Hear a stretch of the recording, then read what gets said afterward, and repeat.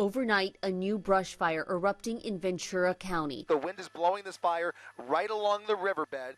The Los Angeles area enduring heavy winds and fire flare-ups hours after a special moment during the LA Rams playoff game.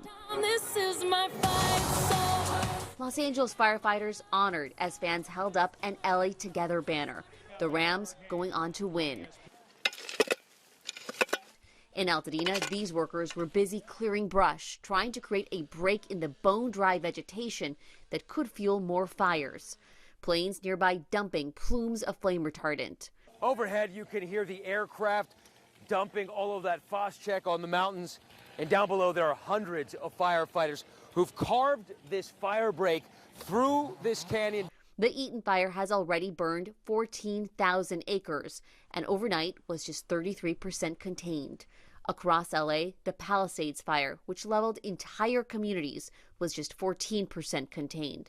More than 12,000 homes and buildings have been damaged or destroyed in the fire zone.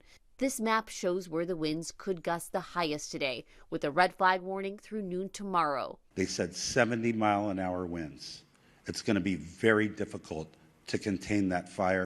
Altadena residents are sharing these images they say might show the origins of the Eaton fire, showing flames at the base of an electrical transmission tower.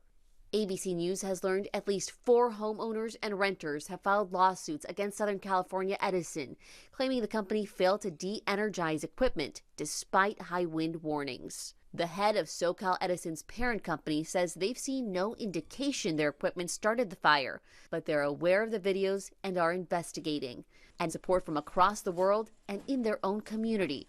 Hundreds of volunteers handing out clothes, food, and other essentials to displaced families. First responders on the ground are also getting support from abroad. Places like Mexico, South Africa, Canada, even Ukraine. They're coming here to help with firefighters. Zoreen Shah, ABC News, Altadena.